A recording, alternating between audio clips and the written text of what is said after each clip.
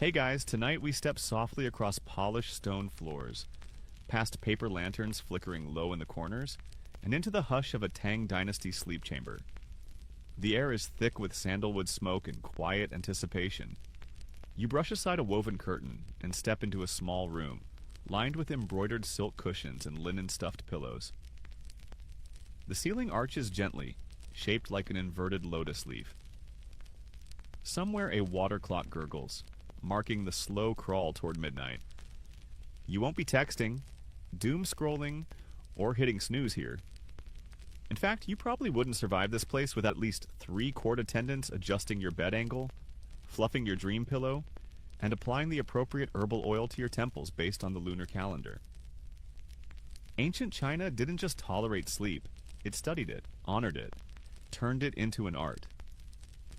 So, before you get comfortable, take a moment to like the video and subscribe, but only if you genuinely enjoy what I do here.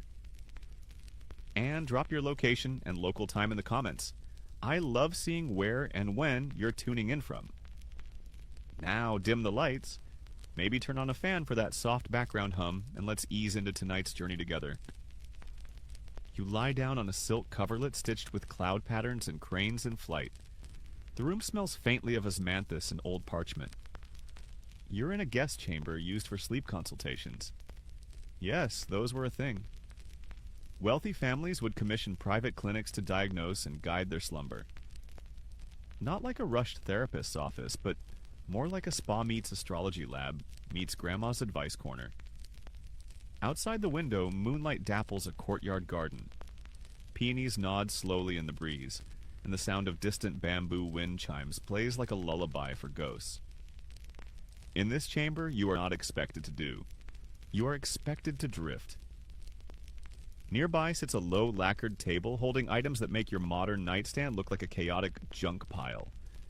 Here, there's a carved ivory tool used to apply scented oil behind the ears. There's a small jade disc used to cool the mind by gently pressing it to the forehead. And a ceramic fox-shaped box that probably holds dried herbs you don't recognize and are 80% sure would make you hallucinate or solve math equations in your sleep. Historians still argue whether these tools were more symbolic than functional, but the detail and craftsmanship say something else.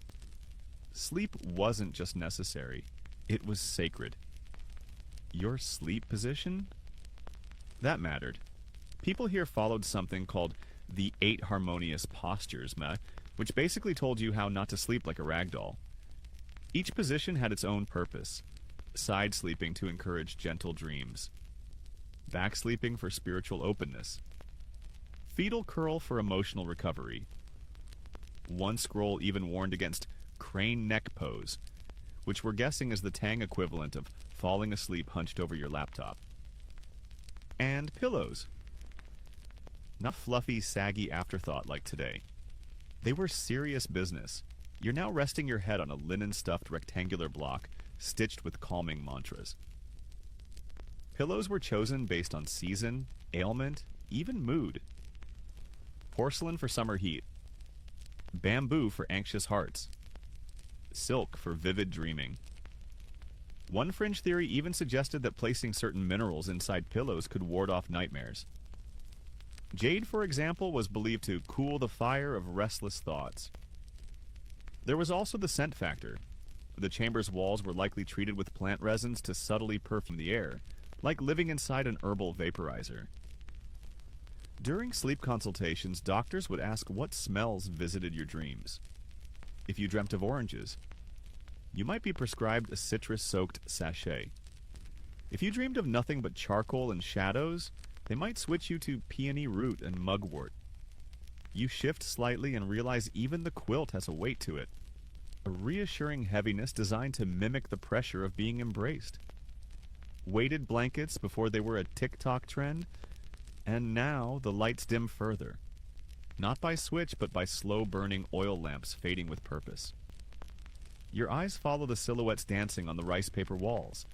A bird, a tree, someone playing the flute far off. Sleep is coming not as surrender, but as a carefully designed ritual. One that makes you feel seen, safe, and strangely elegant. Outside, the cicadas begin their song, a steady pulse, hypnotic and warm. Somewhere in this complex, a scholar is finishing a poem to tuck beneath his pillow. A healer is preparing a bedtime brew thick with lotus and plum. A dream recorder is setting out ink and scrolls in case he's summoned to interpret someone's midnight vision of a white dragon riding a cloud. And you're already floating. Just imagine your usual bedroom trying to compete with this. You wonder briefly, how many dreams were dreamt on this very mat? How many people whispered secrets into the pillows, hoping they'd rise like steam into the next world? The Tang dynasty didn't separate sleep from soul. To dream was to listen, to ancestors, to gods, to hidden parts of the self. And while some modern scholars wave away these rituals as charming superstition, others argue they reveal a nuanced understanding of psychology wrapped in poetry and tradition. Some even believe these rooms functioned as both sleep labs and confession booths. You weren't just sleeping, you were seeking. As your breath slows, your mind starts to unspool. You picture a dreamscape forming. Silken bridges, silver koi, a tea garden where everyone speaks in riddles. The chamber folds around you like a silk cocoon. You're no longer visiting the past. You're inside it. And right here, under the sleeping gaze of dynasties long gone, you are exactly where you're meant to be. You wake, if you can call it that. Not to a blaring alarm, but to the sound of brushstrokes against bamboo. Just beyond the lattice screen, you hear the soft scratch of ink on wood, like a sleepy cricket recording its memoir. You blink slowly. The room is the same, still hushed and amber-lit, but something's shifted. A presence.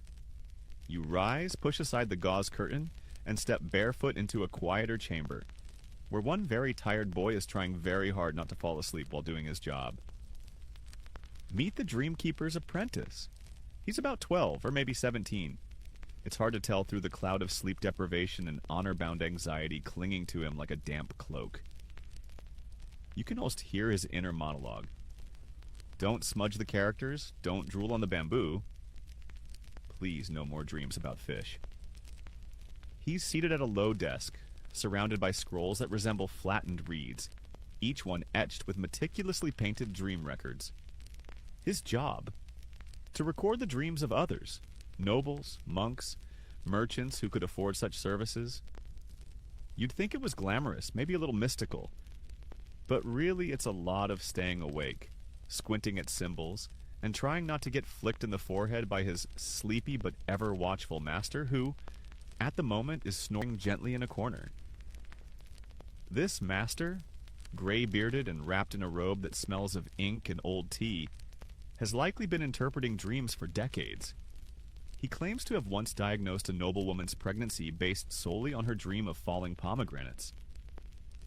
Historians still argue whether that was intuition, coincidence, or pure Tang-era gossip. The apprentice reaches for a narrow reed pen, dips it in ink infused with mulberry bark, and begins etching a fresh account. A silver carp leapt over a moon gate. Dreamer reports feeling both joy and confusion. Prescribed warm milk with cardamom. You lean closer and notice the writing style, a blend of poetic metaphor and oddly clinical precision. It's not just "I dreamt of a snake," it's "a coiled serpent of the north, jade-eyed, emerged from snow. Bit the left ankle." Apparently dreams didn't just reveal the soul, they revealed imbalances in chi, foreshadowed illness, or signaled changes in fortune. But not all dreams were treated equally. The apprentice has a reference scroll nearby, a massive compilation of dream symbols passed down through generations. Elephants mean prosperity, unless they're flying, in which case, apparently, your taxes are going up. Fire could mean passion or intestinal upset. And dreams of teeth falling out? Yes, yep. That old classic. Even back then it was associated with grief, though one footnote suggests it might also mean your spouse is hiding dumplings from you. You look around and notice bamboo slats stored in carefully labeled bundles. Dreams of rain, dreams of tigers, unclear, recurring, kias, fishy.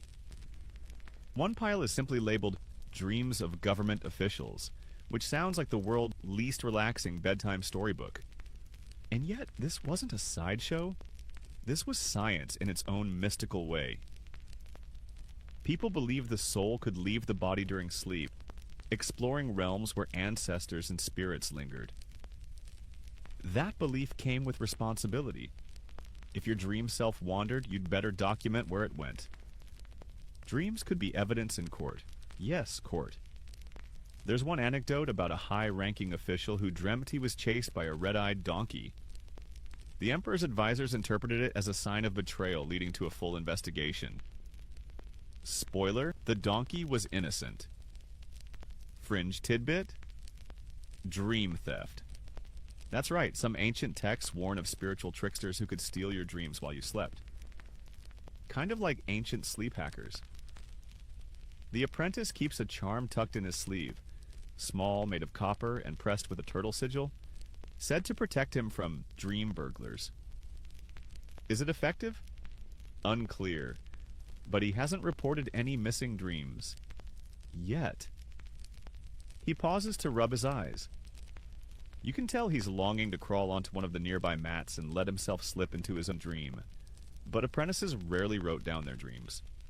Theirs were considered too messy, too unformed, still full of adolescent nonsense and poorly digested dumplings. Only when the master deemed him soul mature could he begin recording his own night journeys. Until then, he serves others. Outside, the sky is still dark, but it has that odd tinge of near dawn, a color you can't quite name. Maybe moon-washed ink or pre-bird blue. You sip from a ceramic cup left out for visitors. Inside is something that tastes like chamomile, but with a funkier, more root-like edge. It's supposed to help keep you on the edge of sleep. Not awake, not dreaming, just hovering. As the apprentice lays out the next bamboo slat, you spot one already filled with a dream about a lion with a woman's voice who taught arithmetic. It's dated to the previous week and marked with a red wax seal, indicating it was deemed prophetic. The seal means the master might present it to a regional advisor, or keep it in a locked cabinet for future omens. You're starting to see how big this whole operation is.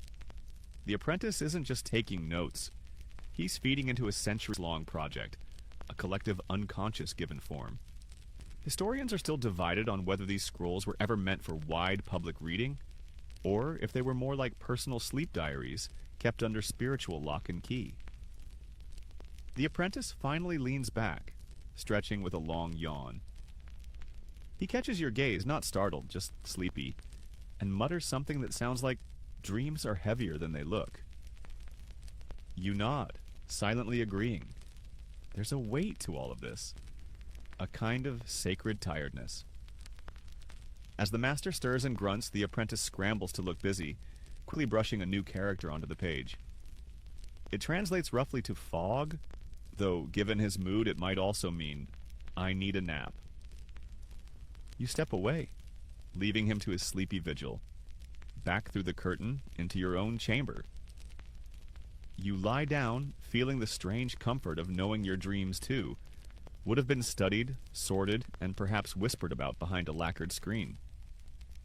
Somewhere, another apprentice is waking up, ready to interpret your nighttime vision of a flying goose that sounded like your cousin.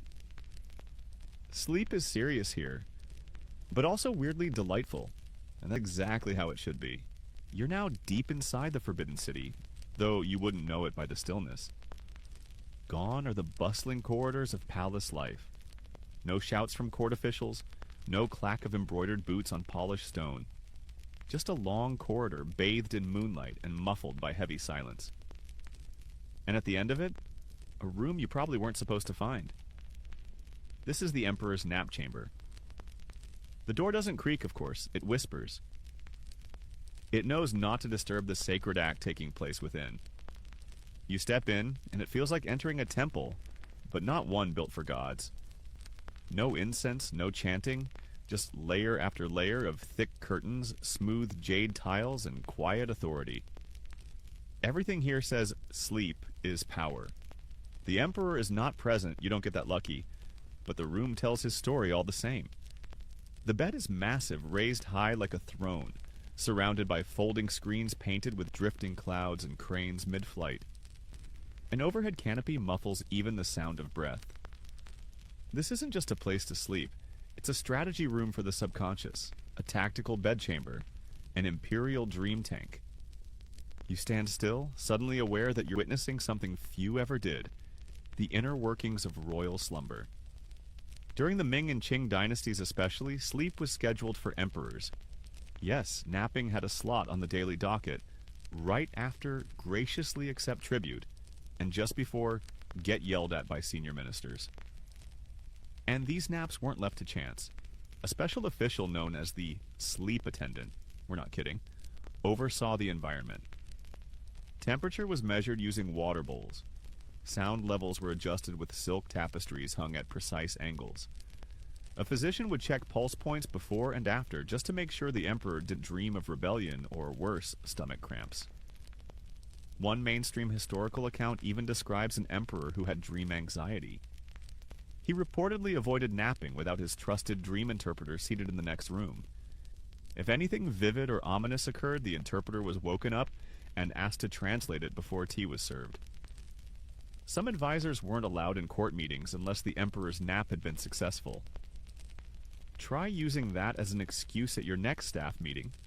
The room smells faintly of agarwood and old lacquer. You brush your fingers across a nearby pillow, filled not with feathers or down, but a blend of powdered deer antler and mung bean husks, believed to cool the brain and promote noble thoughts. Royal dreams needed to be free of commoner chaos. No chickens, no leaking roofs, and definitely no dreams about running late for the imperial gala in your underthings. A delicate bell sits on the nightstand. Its purpose? To summon the dream reader should the emperor wake with a particularly cryptic vision. On some nights, this ritual happened multiple times. Dreams involving turtles, eclipses, or oddly silent birds were treated like encrypted state secrets. They were analyzed in hushed tones and logged in guarded ledgers. One strange dream involving a peach tree uprooting itself and walking west led to weeks of paranoid military maneuvers along the western border. Historians still debate whether these interpretations actually influenced real policy, or if they were used as convenient excuses for decisions already made. Like, oh, we're raising taxes again? Well, I dreamt of a leaking jar, so clearly the treasury is empty. A little dream. PR never hurt. Fringe tidbit? The dream throne. One particularly eccentric Qing emperor reportedly commissioned a secondary bed used only when he felt an auspicious dream approaching. According to old texts, this bed was crafted with phoenix feather inlays, probably symbolic, and aligned with a specific star cluster known as the Heavenly Grotto. The idea was that by sleeping at the right celestial angle, he could intercept divine messages more clearly. Kind of like tuning your dream radio to the right frequency, using extremely expensive furniture. You cross the chamber quietly, your steps softened by woven mats dyed in midnight blue. There's a cabinet tucked behind one of the painted screens. Inside? Dozens of rolled dream reports, each sealed with colored thread indicating tone. Red for warnings, gold for blessings, gray for uncertain. You unroll one carefully. In the third watch, the Son of Heaven dreamt of a carp, transforming into a scholar who then recited the classic of filial piety backwards. He awoke confused but well-rested. Honestly, same. Sleep here wasn't about rest, it was about command. The emperor was expected to embody cosmic order, so his dreams were part of his spiritual performance.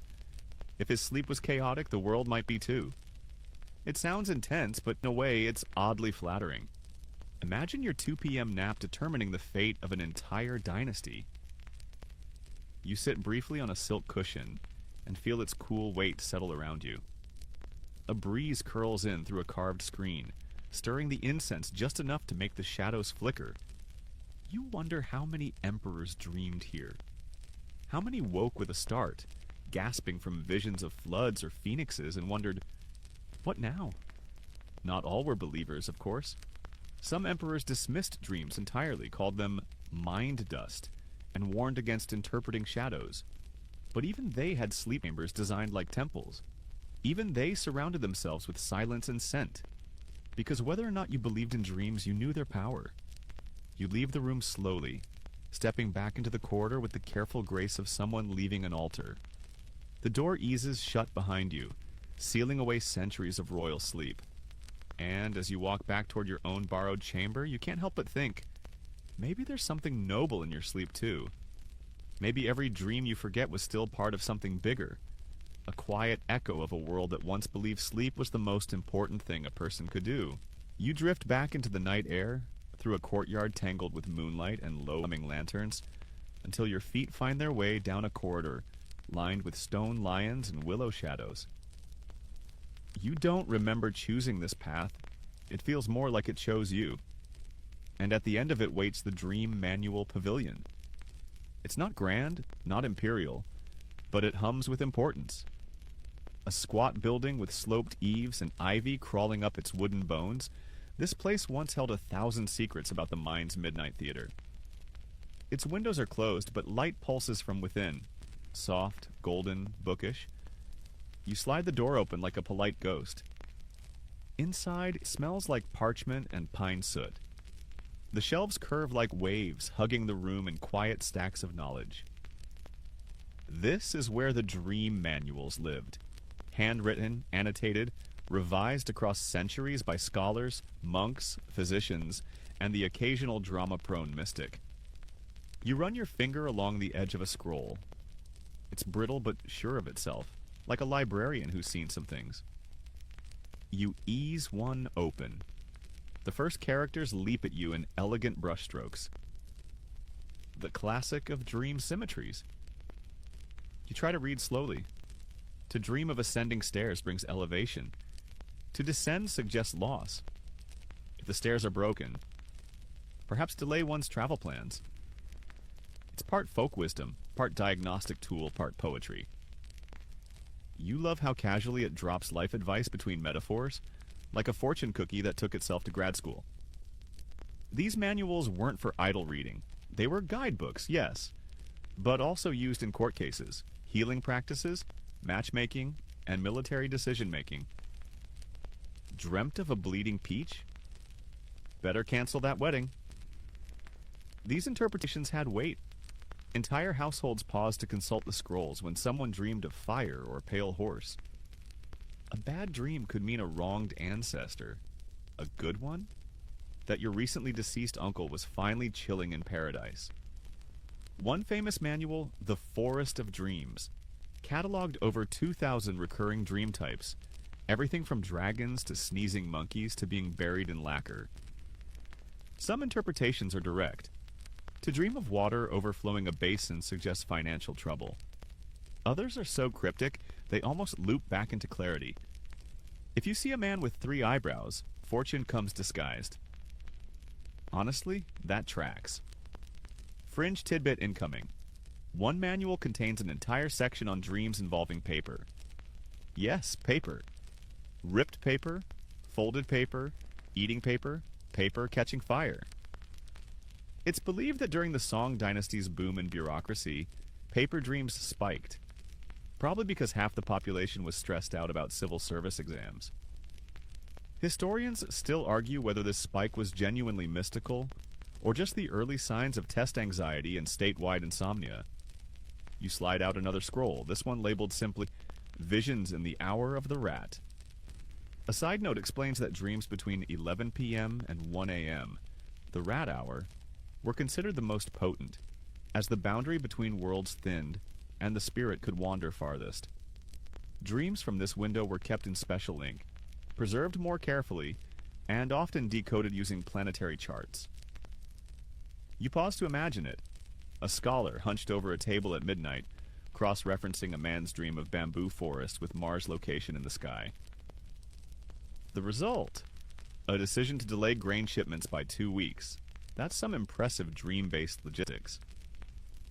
One particularly vivid account is stored in a bound folio near the back of the room. Its cover is scrawled with hasty brushstrokes and a thumbprint. Inside? An entire section devoted to dreams of teeth. You knew we'd come back to that. Turns out it wasn't just grief. Some believed a dream of falling teeth foretold a political betrayal. One nobleman even had 3 teeth pulled just in case. That, friends, is preventative dreaming at its most intense. You sit for a while on a low wooden bench, letting your eyes drift over the room. There's a lantern flickering against a scroll about dreams that involve birds and their unusual attire. Yes, apparently feathered robes were a thing in the dream world. You wonder what they'd make of your dream about flamingos playing mahjong. Probably a sign to stop snacking after sunset. And while these manuals might sound whimsical, they were part of serious cultural infrastructure. Physicians studied them alongside pulse charts. Shamans quoted them during ceremonies. Families kept pocket versions in bedside drawers. One of the oldest copies of a dream manual was found buried with its owner. Maybe he figured it might come in handy in the afterlife, or maybe he just really liked metaphors. Interestingly, scholars continue to debate whether dream manuals were written to explain dreams or to shape them. Some argue that by reading a scroll about foxes and lanterns, you might dream of them that very night, thus creating a self-fulfilling prophecy. Did the scrolls predict dreams, or did they program them? Chicken, meat, egg. A small wooden box catches your attention. Inside? Dream charms, thin metal tokens engraved with single characters. Stillness. Return. Rain. Forget. These were pressed into wax tablets or tucked beneath pillows. If you feared nightmares, you'd sleep with the stillness charm under your tongue. Do not try this at home. The thought occurs to you. These dream manuals weren't written to impress. They weren't theories locked in academic vaults. They were practical, messy, lovingly preserved collections of what it feels like to be human. Scared, curious, superstitious, and just trying to get a good night's sleep without being chased by a demon pig in your subconscious. You close the scrolls gently, your finger tingling with their ancient residue. Outside, a breeze stirs the ivy. You realize you haven't heard a single bird chirp since entering the pavilion. As if even the birds respect what happens here. Or maybe they're off reading their own dream manuals. You step into the cool night again, mind buzzing with images. Carps, scrolls, eyebrowed men, stares both broken and blessed. The dream world is vast, but here, at least, someone tried to map it.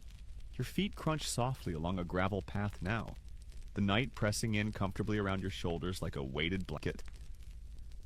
Somewhere in the distance, water trickles over stone. And as you pass under a moon gate carved with vines and clouds, you find yourself in a place far more humble than the Dream Manual Pavilion, but no less important. A rural healing house.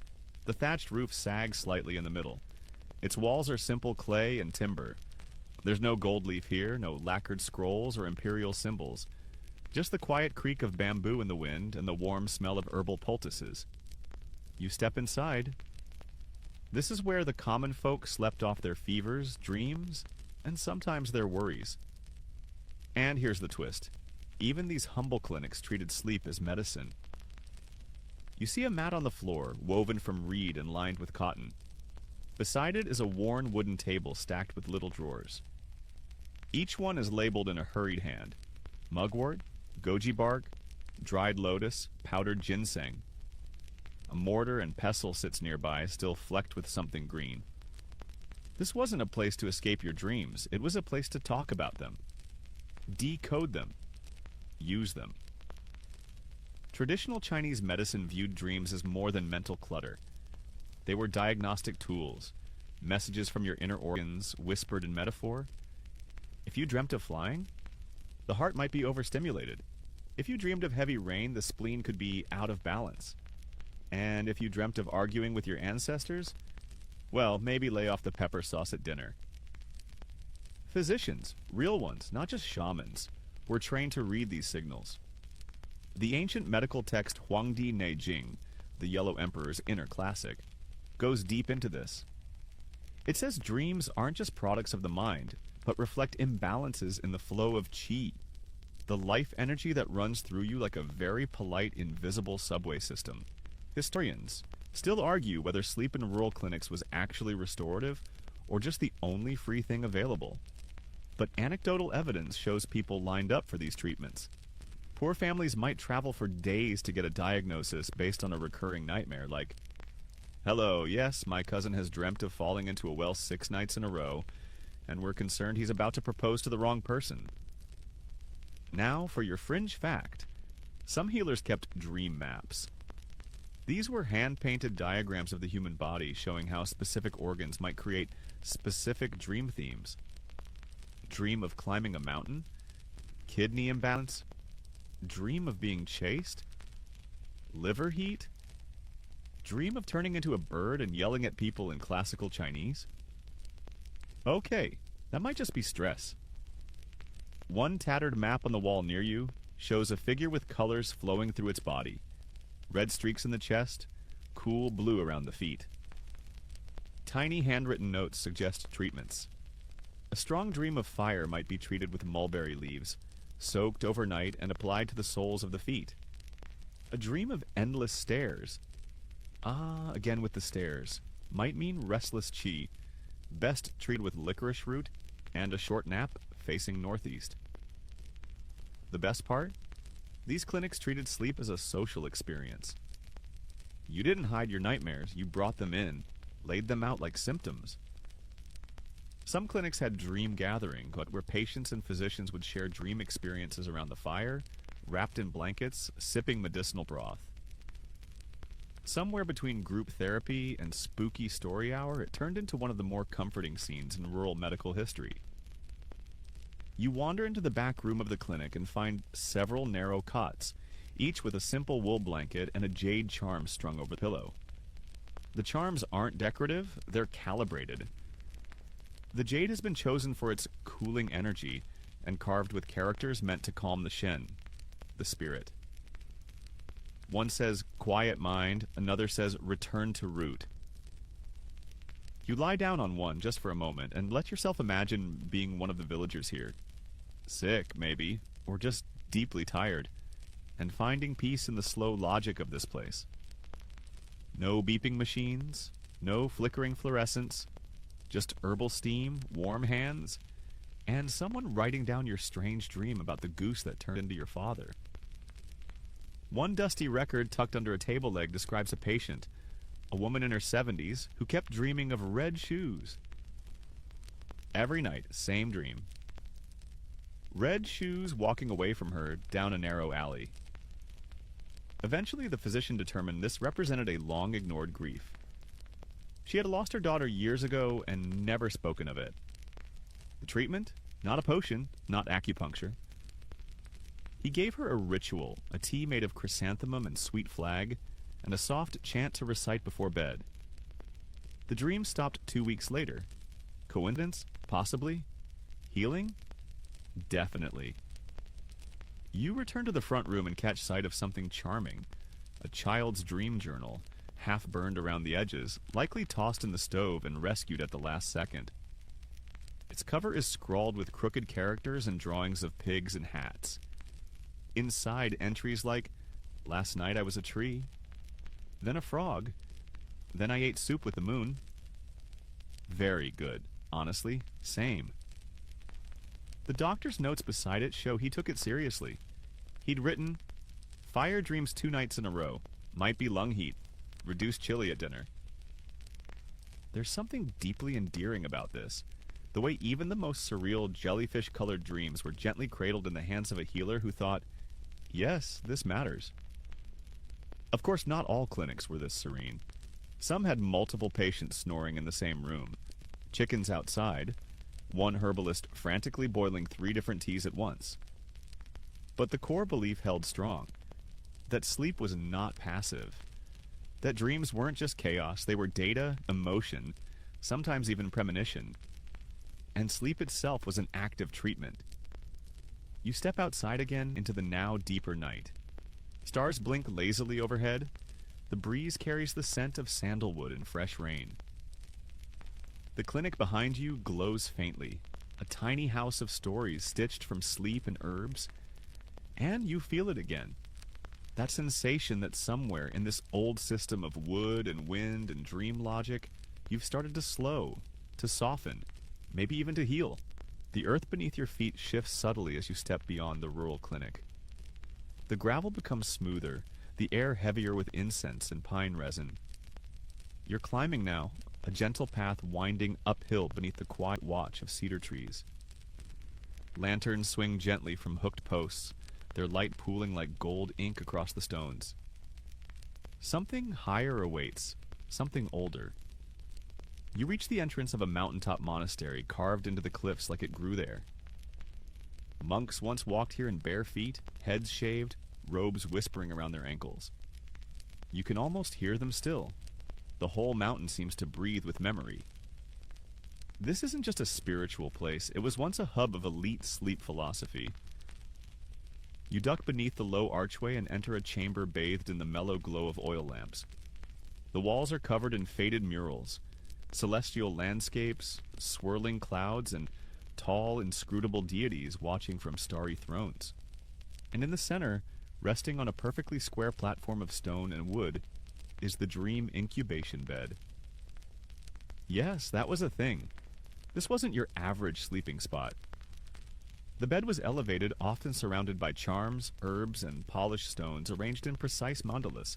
Before sleeping, the monk or pilgrim would lie on it after meditating.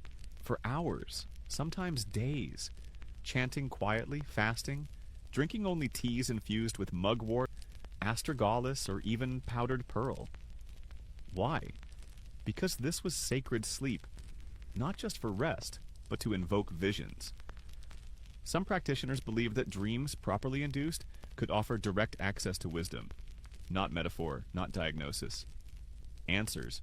Real ones from celestial beings, ancestral spirits, or universal consciousness itself. Think of it as downloading a firmware update from the divine. And it wasn't just the monks. Occasionally, high-ranking nobles or even military strategists would ascend the mountain for this sleep.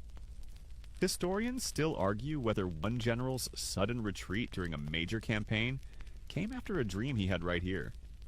He claimed he saw a red phoenix fly backwards and took it as a cosmic nope. Your fringe fact of the evening? The monastery kept dream archives, boxes upon boxes of parchment filled with handwritten reports of visions had on this very bed. One scroll tells of a monk who dreamt he turned into a pine tree for 100 years. He woke up crying and immediately swore off speech for the rest of his life. That vow lasted 27 years until he stubbed his toe and muttered something under his breath. We've all been there. You walk slowly around the bed, noting the symbols carved into its sides. Clouds, deer, mountain peaks. Above it hangs a bell-shaped wind chime made of bone and bronze. The breeze through the chamber makes it sing, soft and eerie like a lullaby from another dimension. The ritual of dream incubation wasn't limited to one bed. Some monks had personalized chambers, arranged according to geomantic principles, what we might now call feng shui. The bed had to face a certain direction. Water needed to flow nearby. No metal tools could be within 10 feet. It sounds elaborate, but if you're trying to catch a dream from the cosmos, you don't want to mess it up by leaving your iron teacup in the wrong corner. You peer into a side room lined with books and worn-out brushes. One tome sits open, a soft puff of dust rising from its pages. Its calligraphy reads, "He who dreams under the eye of the dragon must not speak of it for 7 days, lest the vision dissolve into dust." Well noted. These dream spaces were deeply personal. A monk might spend years preparing for one vision, abstaining from sex, meat, strong spices, and even music to purify his mind. When the dream finally came, if it came, it might only last a moment. A word, a flash of color, a smell. And yet that could change everything. In fact, one of the most influential commentaries on Taoist cosmology was based entirely on a dream experienced in this monastery. One where the writer claimed to become the moon and see time as a spiral. His drawings of that dream are still studied by scholars and confused teenagers alike. You sit down in the corner of the chamber, letting the weight of this place press gently into your bones. It's deeply quiet, but not empty. The silence feels curated, shaped like clay around you. And you realize the monks believed something powerful. That sleep was not the opposite of consciousness, but its extension. The part where you leave your body behind and let your spirit do the talking. One monk, whose name translates roughly as cloud beneath rain, wrote, "Sleep is the closing of the eyes, but dreaming is the opening of the soul." You can't help but nod, but another chamber down the hall glows with faint blue light. You slip inside and find more dream incubation beds, but these are smaller, arranged in a perfect circle around a central pool. The water is black as ink and still as glass. Apparently, monks would sleep here during specific planetary alignments. They believed certain dreams could only arrive when the stars were in harmony, like backstage passes from the universe. One fragment of scroll says, "The dream of the black turtle arrives only when Saturn sleeps." We're not exactly sure what that means, but it sounds metal. There's something touching about the devotion here. These people believed sleep was not just downtime, but sacred time. A bridge, a teacher. And they gave it the same respect we give to sermons, to music, to first kisses. You move back toward the central chamber where the wind chime sways and the dream bed waits in its perfect geometry. You lie down just for a moment on the cool platform. It's firm, humbling, but oddly comforting. You close your eyes. For a second, you imagine what you might dream here. A conversation with your great-grandmother, maybe. A flying serpent that hands you a noodle. Or just a feeling, a strange, wordless certainty that something in you has shifted. Whatever it is, you'd write it down. Maybe not in a scroll, but maybe in your phone notes app at 3 a.m., spelled badly but still electric. The monks would have understood. You open your eyes again, the dream bed beneath you, the air thick with sandalwood and mystery. Time to move on, but part of you will stay here, nestled among the stars and cedar beams. You descend the mountain with the slow ease of someone who's walked through a memory too soft to hold tight. The monastery fades behind you like smoke in moonlight, and ahead the world changes again. Gone are the temples and dream beds. You find yourself walking into a wide, bustling city, its streets dimmed for the night, but alive with breath. Lanterns bob over windows. Dogs bark once and settle. Somewhere a woman hums to a baby too sleepy to protest. This is Chang'an. You've slipped into the Tang dynasty, a golden age for poetry, painting, and, believe it or not, sophisticated ideas about sleep architecture. Yes, even back then people argued about bedroom layout. You're standing in the courtyard of a scholar's home. It's late, most of the city is quiet, but you can see a flicker of lamplight from a room at the far end. You move toward past a mulberry tree and a row of glazed pots filled with pickled plum and ginger. Inside, a study brims with scrolls and incense smoke. Pillows are arranged around a central kong, an elevated brick sleeping platform heated from beneath by hot air. Cozy, ingenious. Ancient Chinese radiant floor heating, because nobody sleeps well with cold feet. But this isn't just about warmth. The orientation of the kang, the shape of the room, the type of wood used in the beams above, it all follows principles outlined in the Zhai Fa, or house law.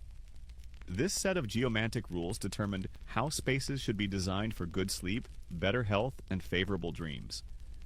And not just for the living. Even tombs followed these laws in case the dead wanted a good nap too. The scholar you're imagining now would have arranged his sleep space meticulously. Head facing south. No mirror across from the bed.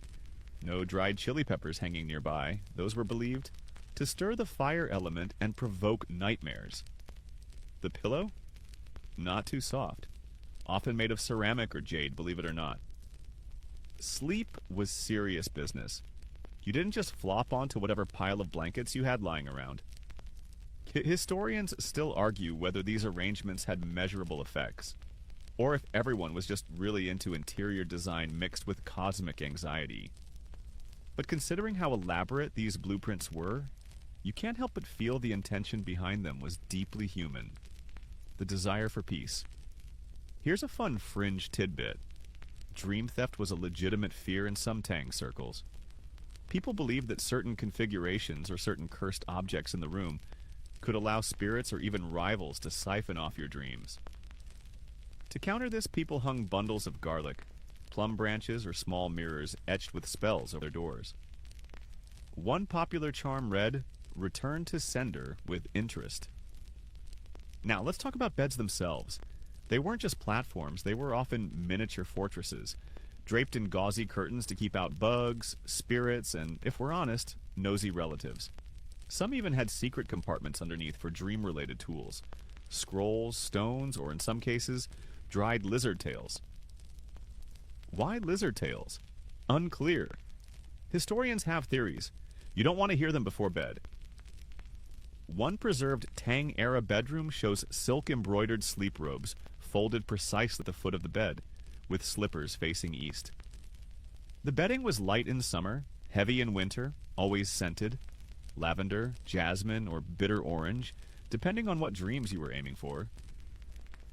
Want to summon a prophetic vision? Sleep beneath a blanket washed in rainwater during the first thunderstorm of the year. You pass into another room now, a child's bedroom. Simpler, but still careful.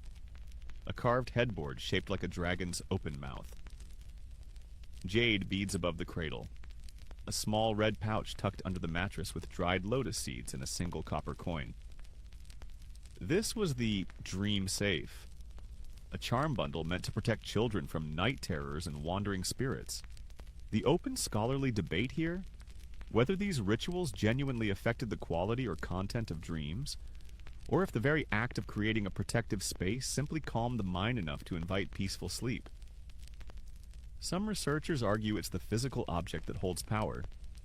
Others say it's all about belief. Still others shrug and say, maybe everyone just really liked the smell of bitter orange. As you ease into a wide hallway, a painted screen blocks a breeze. It shows a famous Tang dream scene. A scholar floats down a river made of starlight, seated on a lotus leaf, holding a poem that writes itself in golden ink. The artist has painted the scholar with one sandal on and one sandal off, because apparently, even in the height of cosmic travel, people can't keep track of their shoes. You linger a moment longer and glance toward the calligraphy table near the window. A half-finished verse lies there. It reads, "Last night I dreamt the moon became a fish and swam through my pillow, leaving silver scales behind."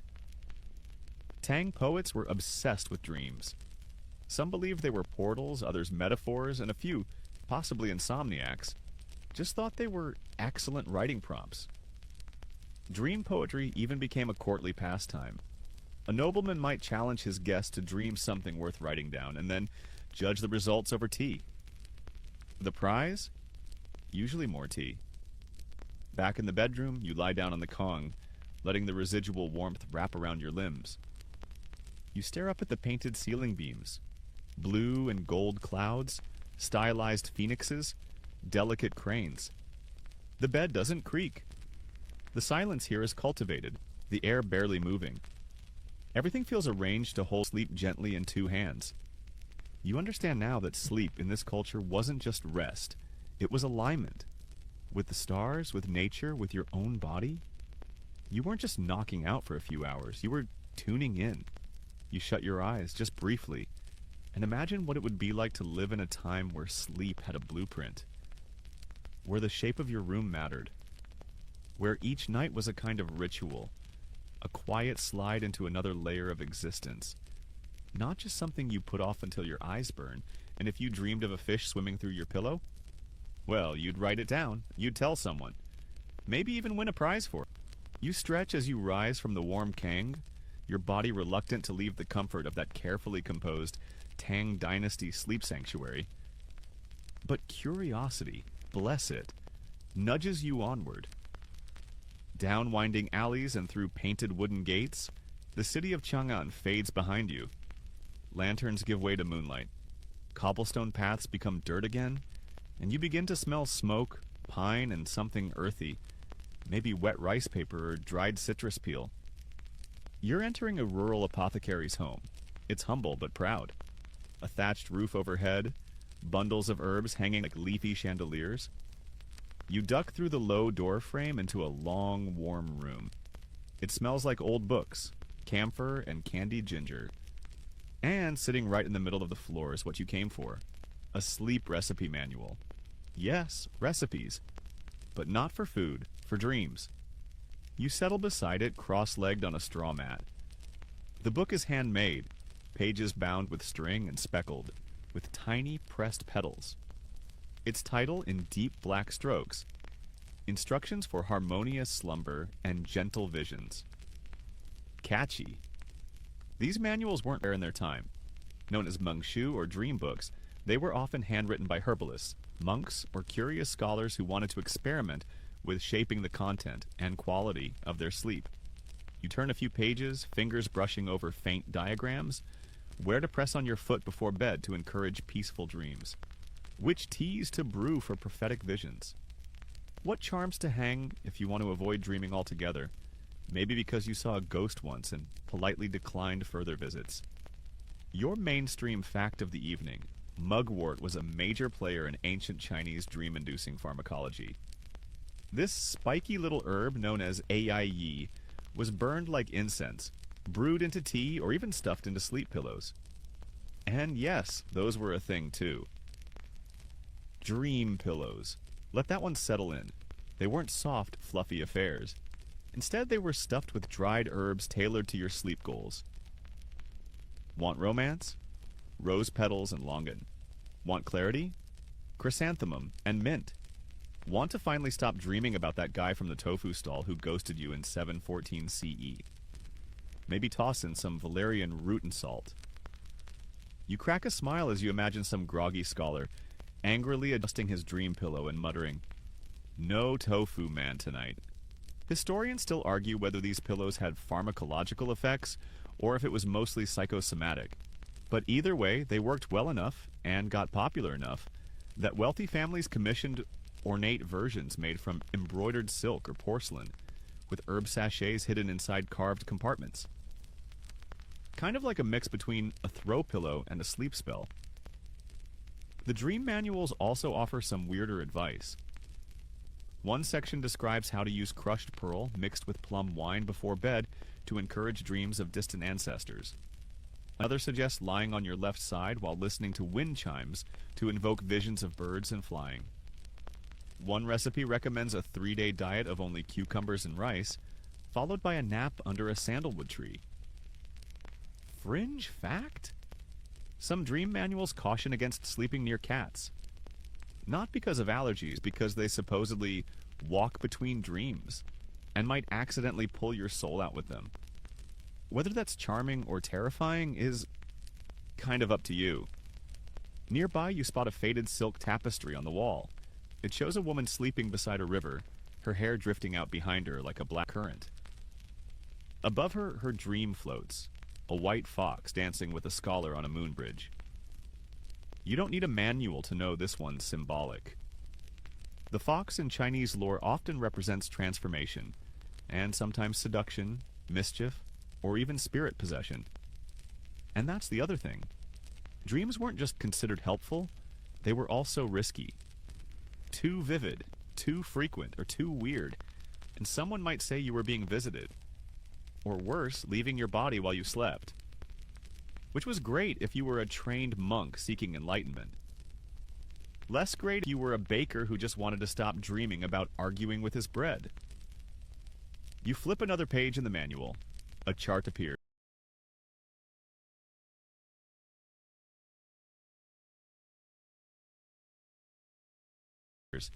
10 dream types: prophetic, nostalgic, emotional, demonic, yikes, animal-based, ancestral, erotic, spicy, instructional, elemental, and meaningless. There's a long debate in the margin about whether dreaming of flying chickens counts as ancestral or meaningless. Honestly, depends on the chicken. Sleep hygiene, by the way, wasn't ignored. People were advised not to eat spicy food too late, avoid baths after sunset, and never sleep with your head pointed directly west, unless you were feeling a little too immortal and wanted to challenge fate. Oh, and sleep alone if your dreams have been troubled by echoes. Whatever that means. You lean back now, the dream manual resting open beside you. The room around you glows with soft candlelight, flickering against the jars of herbs. You imagine yourself as a traveling poet, stopping here for rest and inspiration, gently brewing your custom dream tea and stuffing your pillow with fragrant dried blossoms, wondering what your mind might serve up in the night. There's a sweetness to it, a kind of sleepy rebellion against the chaos of waking life. Why try to solve your worries by daylight when your subconscious can throw them into metaphorical dance parties with talking frogs? You sip from a warm porcelain cup, something bitter, dark, and laced with that telltale hint of mugwort.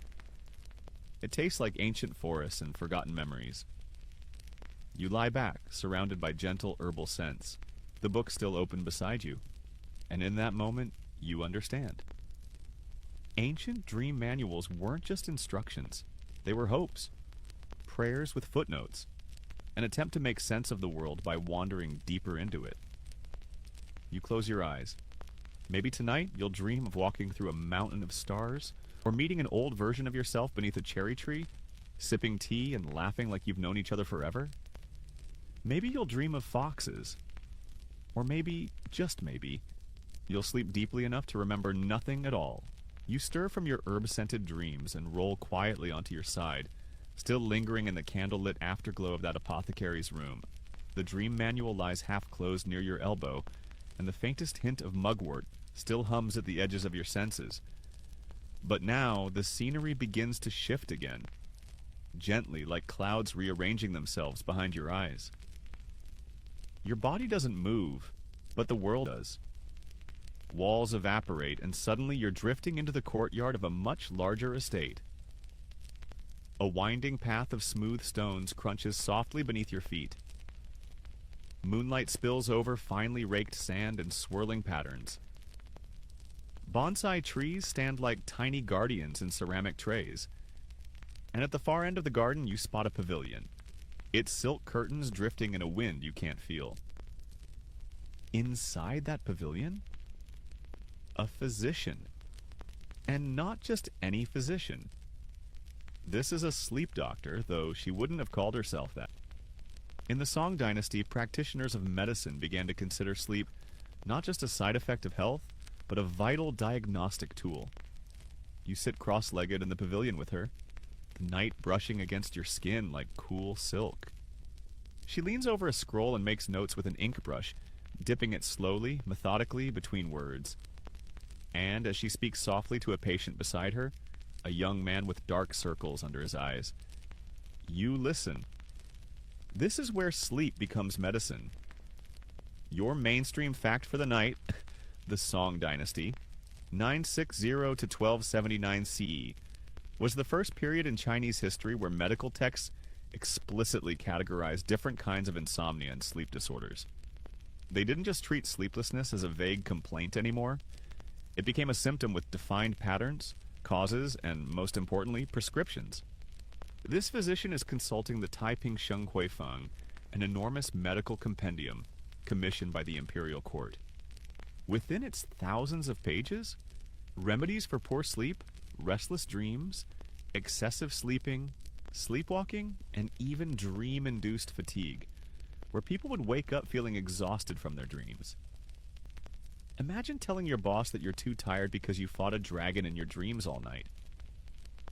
In the Song Dynasty, totally valid excuse.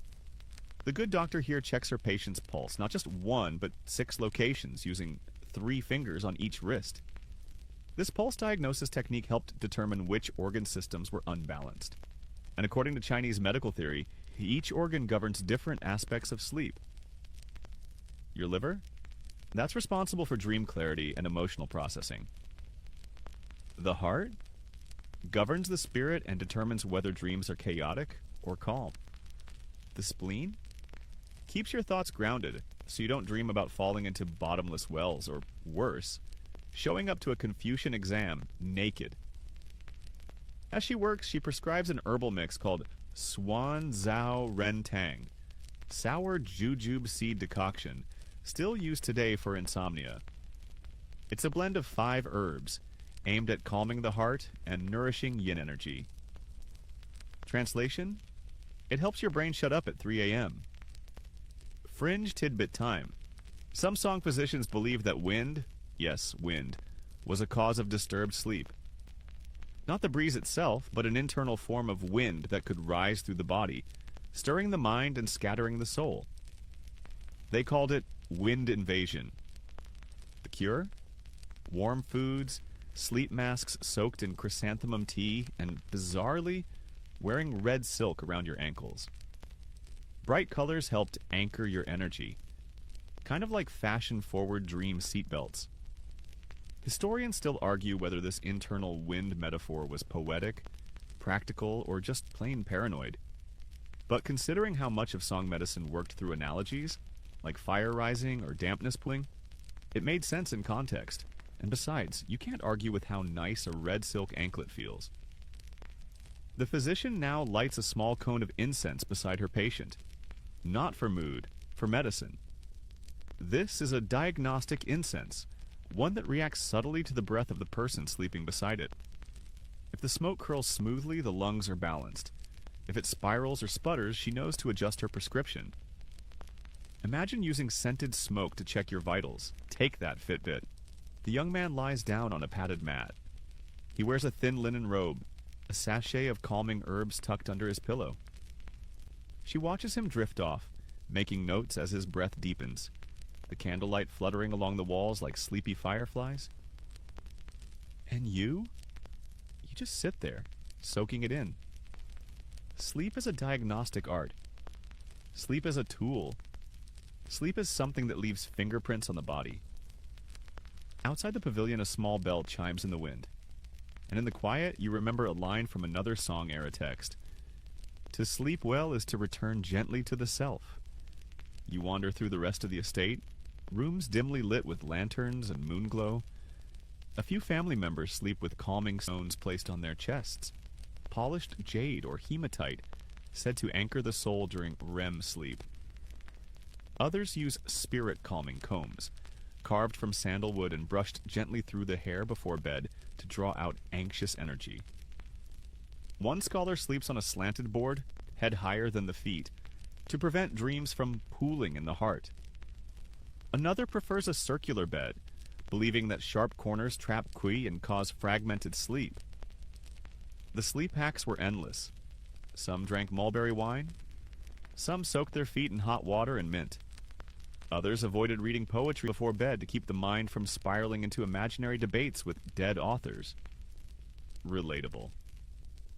You turn one last corner and find yourself back under the stars, the pavilion behind you.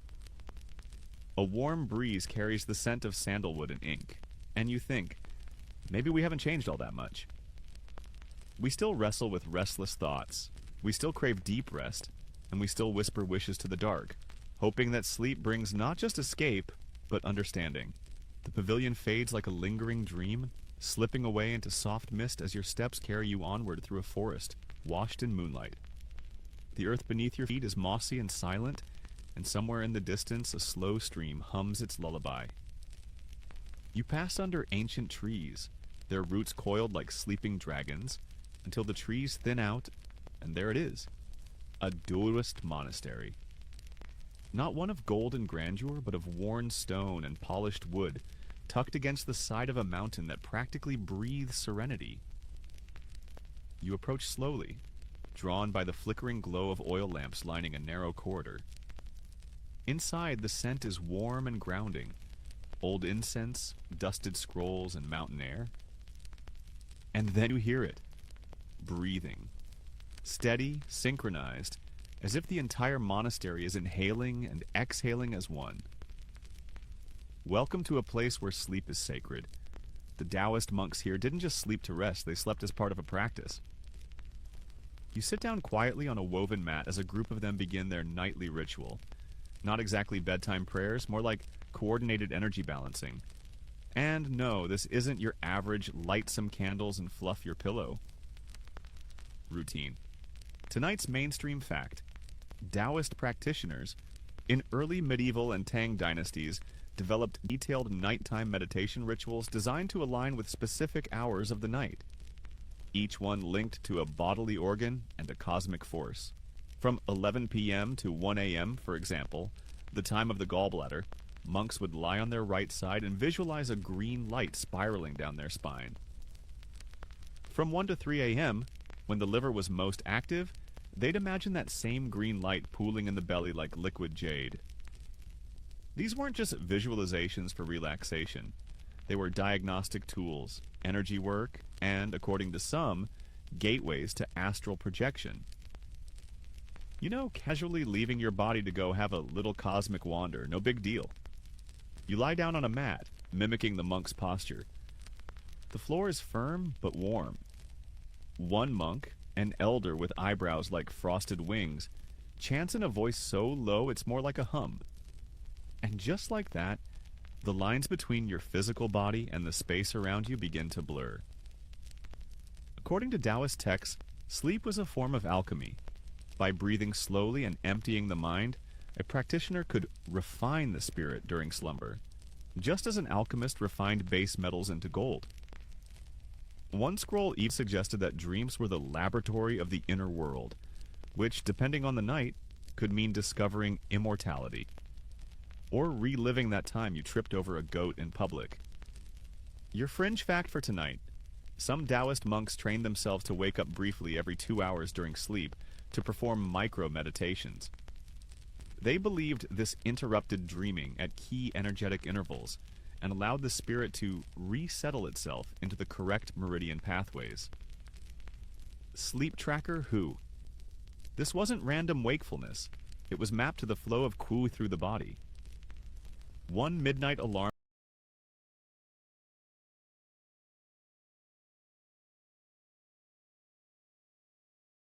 to focus on the kidneys.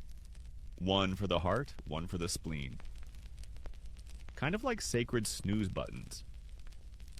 Historians still argue whether these rituals had consistent physiological benefits or were simply intense exercises in self-discipline. Some point to modern sleep research and say this kind of segmented sleep matches natural circadian rhythms. Others claim it probably just made everyone cranky in the morning. You'd test it yourself, but let's be real. You barely handle getting up once without immediately texting why to your entire contact list. Back in the monastery, a monk offers you a tea made of goji berries and chrysanthemum, said to cool the liver and relax the mind. It's lightly sweet, floral, and just a little bitter at the end. Like a dream you almost remember, but can't quite grasp. You follow him outside, where the night wraps around the courtyard like a velvet blanket. The stars are shockingly sharp, like someone scraped the sky clean. A few monks walk slow circles, barefoot on the flagstones, palms pressed together. They're practicing dream walking, a kind of lucid dreaming prep that blurs the line between wakefulness and sleep. As they walk, one of them murmurs, "Know your dream, or your dream will know you." You're not entirely sure what that means, but it definitely sounds wise, and also slightly threatening, in a mysterious monk way. You find a quiet spot to lie down, staring up at the stars. The night is silent except for the occasional soft step, the rustle of robes, and the whisper of breath. And as your eyes begin to drift closed, you remember something a Taoist master once wrote: "In waking, the world touches you. In dreaming, you touch the world." You breathe a little deeper. The mat is surprisingly comfortable now. Warmth seeps into your spine. You feel the green light spiral gently down, just like they described. It's like tuning an invisible instrument inside your chest, one that hums when you finally hit the right note. Somewhere nearby, a monk gently strikes a bowl-shaped bell, and the sound stretches like honey across the night. Sleep here isn't passive. It's an art, a conversation, a ritual that teaches you how to listen inward until your breath and the mountain are indistinguishable. And maybe, if you're lucky, your dream self will step out of your body, walk barefoot into the stars, and remember something your waking self has long since forgotten. You feel your spirit settle. The breath slows, and the night deepens. The bell's hum lingers as you drift out of the monastery, not walking exactly, but gliding in that way dreams let you. The ground beneath you melts into clouds, then stone, then polished wood. You're inside again, this time in a quiet scholar's retreat. An elegant study tucked behind a lacquered screen where the ink has barely dried and the oil lamp flickers low, throwing slow-moving shadows across paper walls. In this next chapter of your ancient sleep odyssey, you find yourself seated in the study of a Confucian thinker. The brush rests just inches from your fingertips, a scroll lies open on a bamboo mat, and outside the garden cricket choir chirps in patient rhythm. This isn't a monastery, and it's certainly not a clinic, but make no mistake, you're still deep inside a sleep lab of sorts. Because for these Confucian scholars, dreams weren't just body business, they were a matter of morality. Tonight's mainstream historical anchor. During the late Tang and Song dynasties, Confucian intellectuals began interpreting dreams through the lens of personal virtue. Unlike the Taoists and physicians who saw dreams as spiritual messages or health clues, Confucians viewed them as reflections of one's inner ethics, like an overnight character test. You fall into conversation, or what feels like it, with the dream keeper of this house. A gently aging scholar with snow-dusted hair and a voice like old parchment. He's just finished writing an entry in his dream journal, and with a tired smile he invites you to read. The entry goes something like this. Dreamt I reprimanded a friend unfairly. Awoke with guilt. Must examine my attitude toward disagreement. That's it. No dragons, no floating through walls, no flying or jade palaces. Just introspection. Confucian scholars didn't seek escape in dreams. They sought clues, tiny flickering hints about where their minds might be misaligned with virtue. If you dreamt of cheating, lying, or failing your duties, time to review your conscience. They weren't trying to banish dreams. They wanted to correct them. Quirky tidbit time. One especially rule-following Confucian wrote that he'd slap himself awake during a dream if he caught himself doing something dishonorable, like kissing someone inappropriate or stealing a peach. Not after waking. During. That's next-level dream control. Imagine lucid dreaming with a built-in ethics committee. In fact, dream journaling was so integral to some scholars' daily routine that they'd rate their own dreams each morning for moral integrity.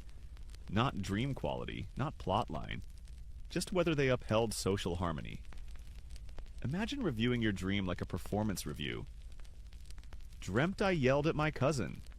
Again, needs work. You settle in next to a small stack of these journals, leafing through delicately.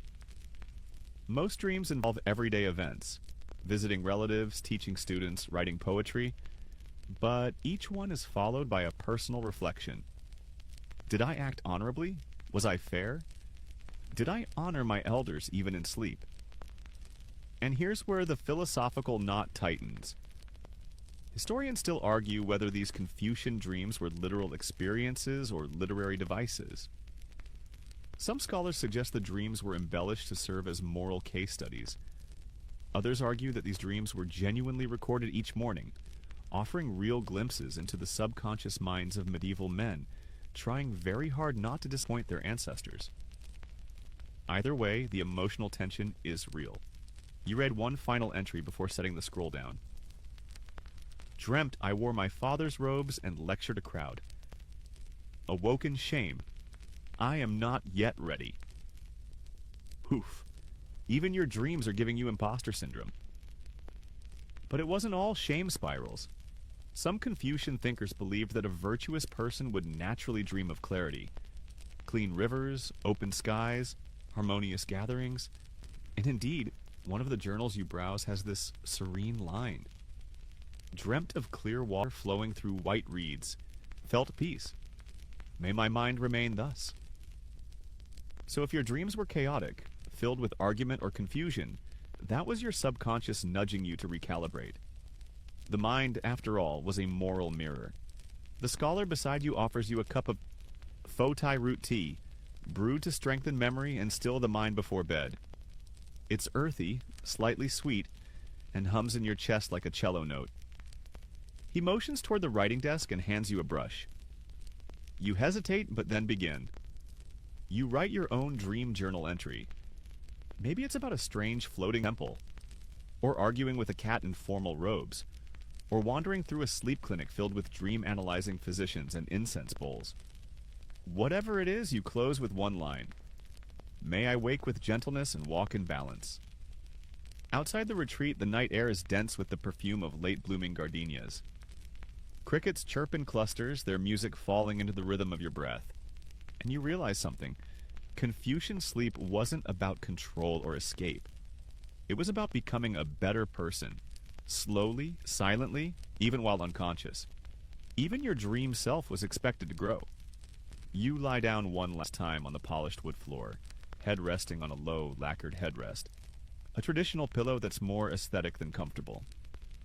Your eyes close. Your breath slows. And somewhere between this world and the next, your thoughts settle into silence. Maybe you'll dream of reeds and rivers. Or maybe you'll just sleep. And that tonight is more than enough.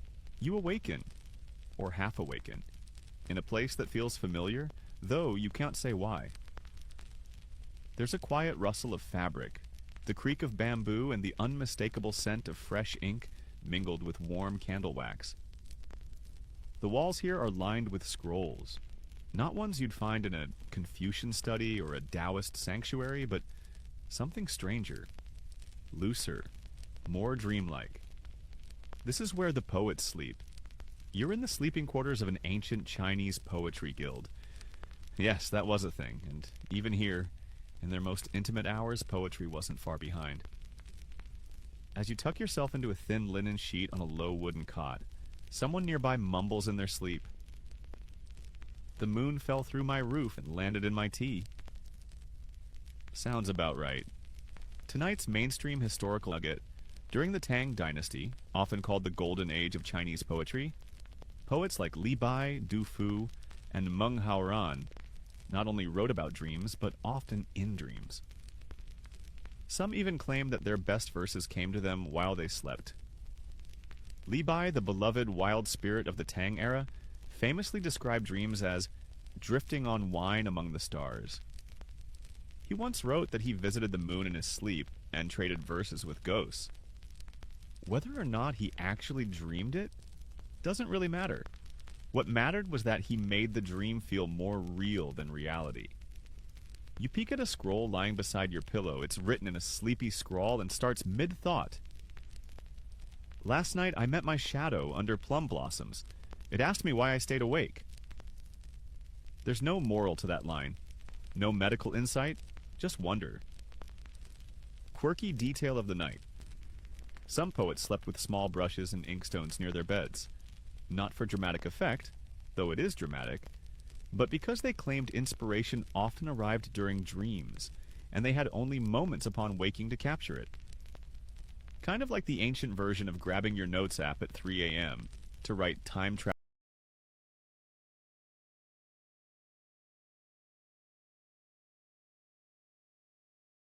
traveling dumpling detective before forgetting it forever. You lie back as the wind presses gently through a cracked window pane. Somewhere outside, a zither plays a note so faint it could be mistaken for a heartbeat.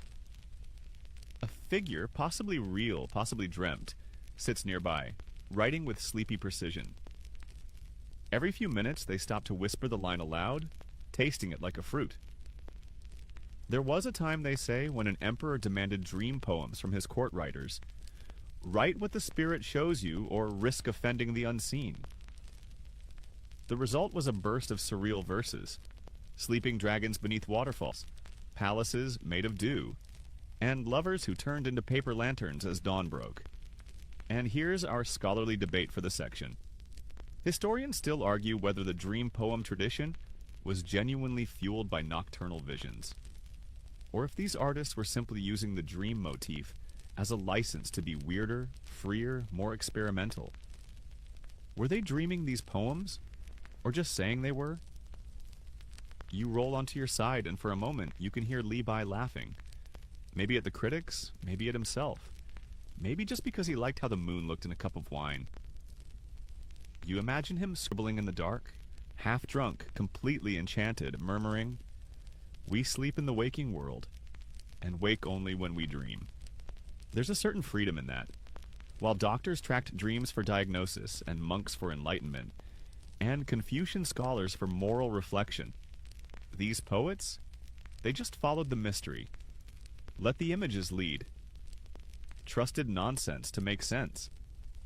The dream is the poem. The poem is the dream. And maybe your own thoughts are starting to drift now too. You close your eyes and let a line form in your head. Something strange and lovely. You're walking through an orchard and the fruit are glowing from the inside. Each one is a dream you haven't dreamed yet. You reach out. Pick one. Taste it. It tastes like memory. Somewhere in the distance, a voice recites softly, "If sleep is the ink, then let dreams write." And that's all you need to hear. Outside, the wind picks up, not harsh, just enough to flutter a page or two. You listen to it, half awake, feeling as if the world itself is writing something you can almost read. A quiet rustle, a soft pause, a dream you'll remember only by its warmth. One of the poets, barefoot and wrapped in a robe, passes your cot and whispers, "Don't worry if it doesn't make sense, just let it be beautiful." And somehow that's the best writing advice you've ever heard. You turn onto your back again. The cot creaks. The lantern dims. Your breath lengthens. Sleep comes easy when it doesn't demand answers. When it's not a mirror or a test or a ritual, but just a space to float. You close your eyes again and let your mind wander, unburdened by meaning, drifting like a lotus petal on the surface of a dream-written lake. You're somewhere else now. Not a clinic, not a monastery, not even a poet's flickering dreamscape. You're walking through a quiet marketplace at dawn. Though time here feels like it's being generous, stretching the early morning into something slower, almost ceremonial. Lanterns still glow faintly. Shopkeepers sweep gently at nothing in particular, and smoke from incense coils like silk in the still air. It's peaceful, but there's a hum beneath the surface. Something's different. You follow the scent of sandalwood down a narrow lane and step into a building that feels like part apothecary, part temple, part archive? Shelves rise along the walls, lined not just with herbs and powders, but with carefully stacked dream journals. Dozens, maybe hundreds, each one tied with red string and labeled with small wooden tags. You've found one of the rarest treasures in ancient China, a private dream archive. These weren't royal libraries or state collections, but humble community archives kept by small groups, healers, scholars, even families, who recorded dreams passed down through generations. Each book is a woven tapestry of nighttime visions, half-heard voices, and symbolic riddles. Tonight's mainstream historical insight.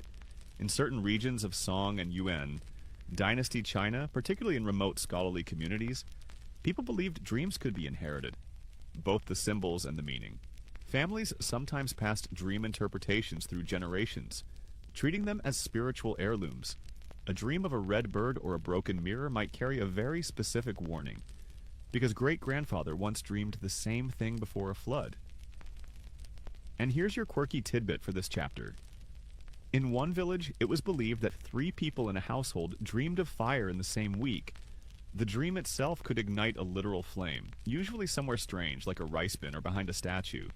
So they kept fire logs, not logs that burned, but logs about dreams of burning, just in case. You pull one of the scrolls from the shelf, carefully. The string falls away, and inside you find a list of dreams from what appears to be a 14-year-old girl from the late 1100s. Her entries are brief but sharp. Dreamt I lost my braid. Woke up and found it tangled. Dreamt a blue horse carried my books away. Dreamt my mother gave me a mirror, but it showed her face. These aren't nightmares, they're riddles. And she treated them with weight, cataloging them alongside weather, family tensions, even the color of her robe that day. This was not idle diary keeping. This was pattern recognition. You begin to understand that in this place, dreams weren't just personal. They were part of a larger code. A community's shared dreamscape. A strange, floating language spoken across bloodlines. Historians still argue whether these inherited dreams were actual traditions or retroactive storytelling. Some say families reshaped memories to match dreams after something significant happened.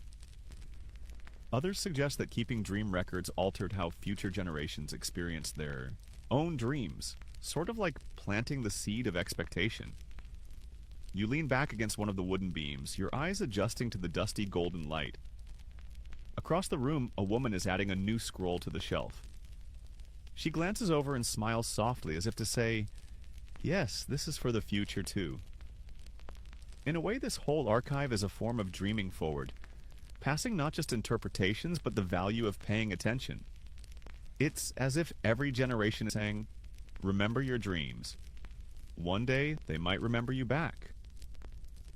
There's a low bench nearby where you sit and watch as someone ties a new journal shut with red thread.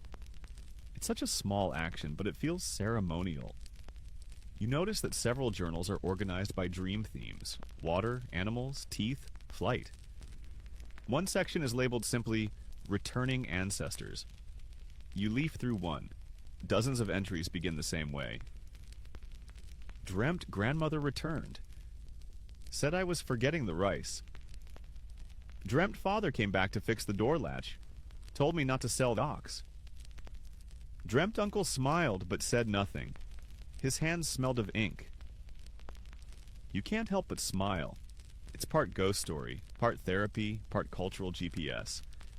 And tonight, as your eyes begin to feel heavier, you realize this archive doesn't just record dreams, it honors them, validates them, gives them weight, even when they're nonsense. Especially when they're nonsense. Because somewhere between your dream and someone else's, a truth might flicker, just long enough to be remembered. You lie back on the bench, arms crossed under your head. The woman finishes shelving her scrolls, extinguishes the last lamp. In the dark, the scent of sandalwood still lingers, warm and steady. You don't know what you'll dream tonight, but maybe someone somewhere will dream it too. And maybe centuries from now, someone will open a scroll and say, "Ah, yes, this one." And they'll understand something you never quite did. By now, the sky in your dreamscape is more suggestion than sky. An indigo wash with no real direction, no true source of light.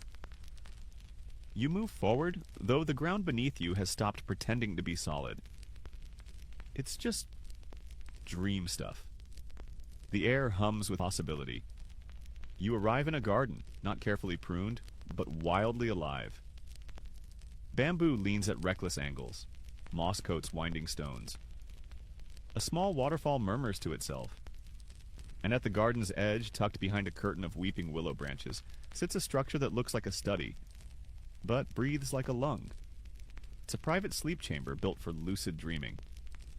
Yes, they had those. Tonight's mainstream historical insight. By the Ming Dynasty, some Taoist practitioners and sleep-focused scholars began experimenting with techniques to induce specific kinds of dreams.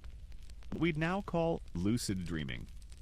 They believed that if you could learn to stay conscious within a dream, you could access hidden knowledge, spiritual insight, or even, depending on who you asked, immortality.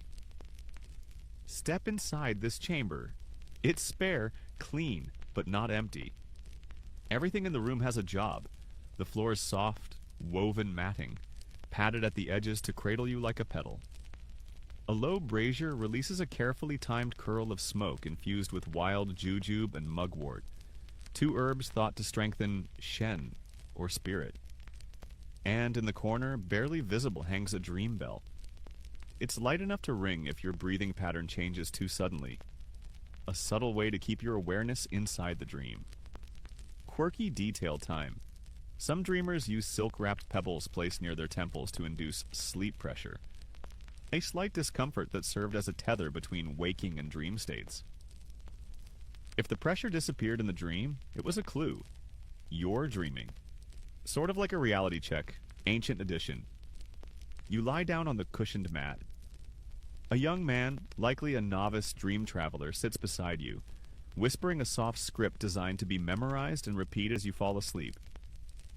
It goes something like this. The crane knows it flies. The fish knows it swims. I know I dream. You repeat it silently, once, twice, a third time, as your body begins to sink into stillness. This was more than sleep. This was training. Some texts from the period, now brittle with age and foxing, describe entire dream curricula.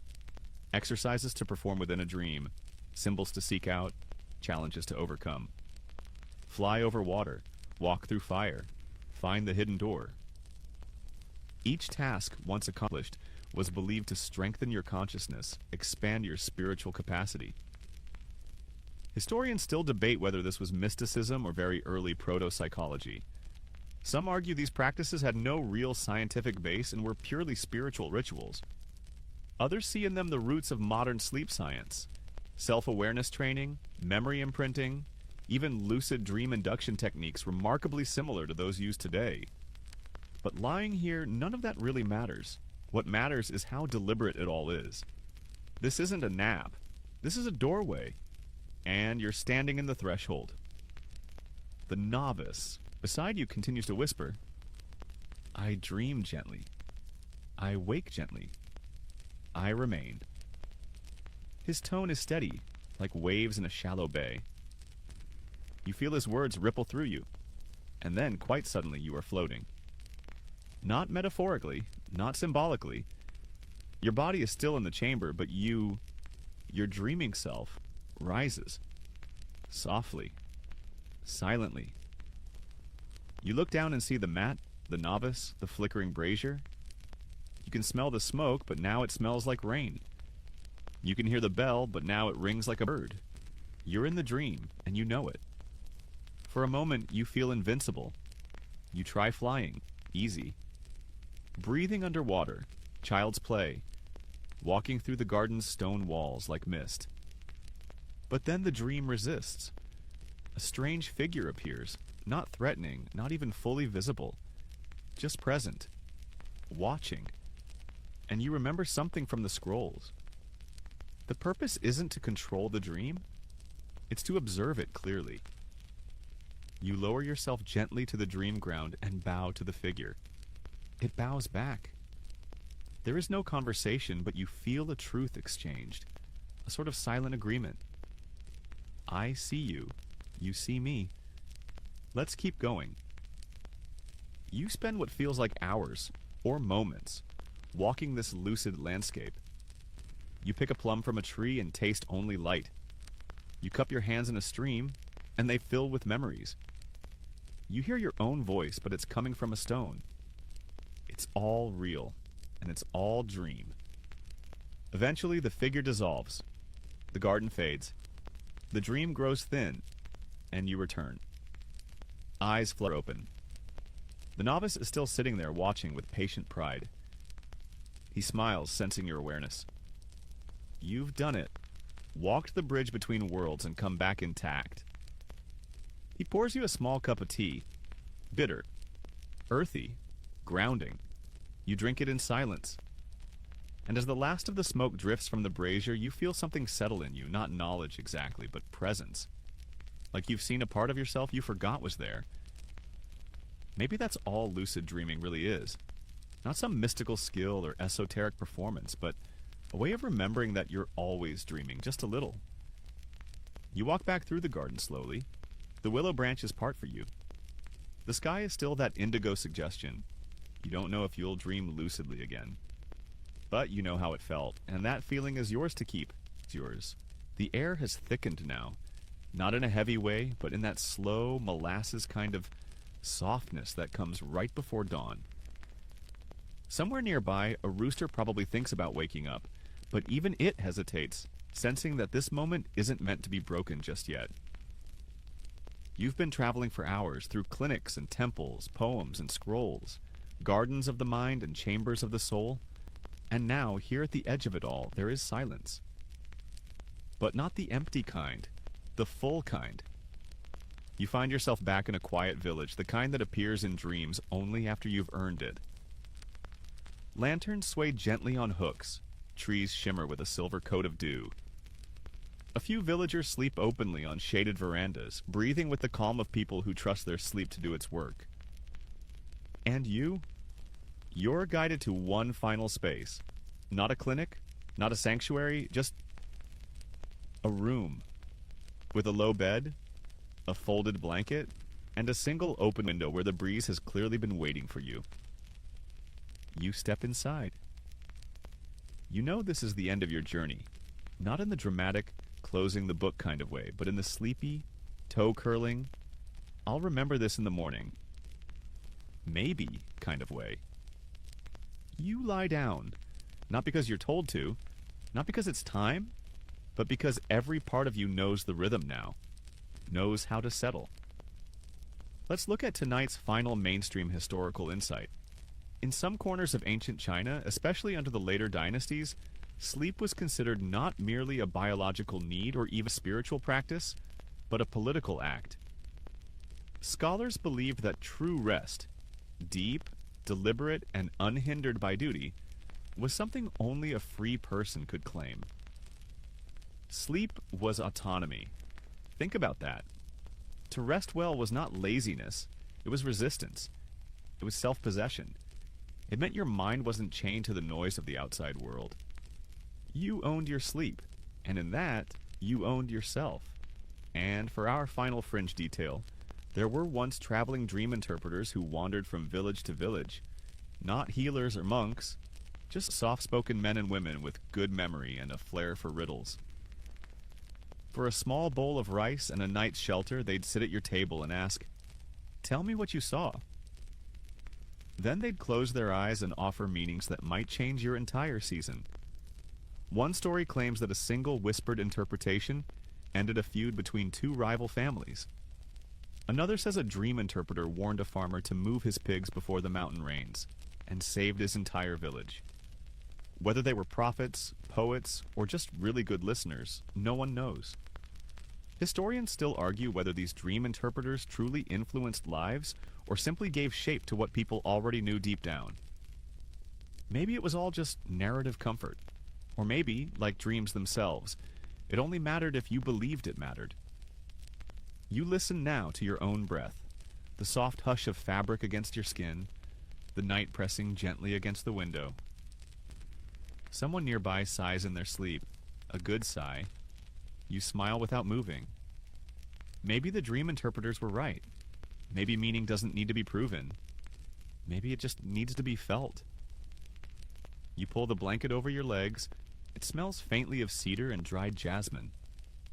Not overwhelming, just enough. The room adjusts itself around you, silently, invisibly, respectfully.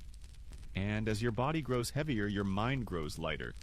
No more temples, no more scrolls, no more whispers from the past. Only you and the quiet beating of something kind. You remember the Taoist who called dreams the gate of the 10,000 things. You remember the poet who said the moon slipped into his wine. You remember the doctor who tracked dreams like weather, the monk who dissolved into a crane, the girl who dreamed of her mother's face in a mirror. And now maybe someone will remember you. Maybe in 100 years a dream will float through someone else's night, unfamiliar but warm, and it will carry the scent of sandalwood and the sound of a soft voice saying, "You're safe here. Just sleep." You turn your head toward the window where the sky's beginning to blur with pale light. Not quite sunrise, not quite night. Perfect. And now we slow down. Let your breath lengthen just a little. In through your nose, gentle and full. Out through your mouth, soft and slow. Like waves pulling back from the shore. Your body sinks deeper into whatever surface cradles you. Bed, couch, hammock, floor. Doesn't matter. Gravity is your friend now. Let it hold you. Let it take the weight. The stories have done their work. The dream clinics, the ancient herbs, the drifting poets and lucid seekers, all of it still lingers, soft and golden, somewhere just behind your eyelids. You don't have to remember every detail. Dreams don't need clarity, only space. As your thoughts start to melt at the edges, remind yourself gently, there's nowhere you need to be, nothing you need to do, and absolutely no test on Tang Dynasty dream manuals tomorrow morning. You are allowed to rest completely. And if your mind wanders, let it. Let it drift like mist across a lake. Let it circle and spiral and forget what it was worried about. Let it become someone else's story for a while. Sleep, when it comes, won't ask permission. It will arrive like a kind guest, barefoot, quiet, full of good intentions. And when you wake, hours from now, you might remember the moon in a cup of tea, or a temple built inside a dream, or just a sense of peace that stuck around longer than usual. That would be enough. So, rest well, and dream deeply.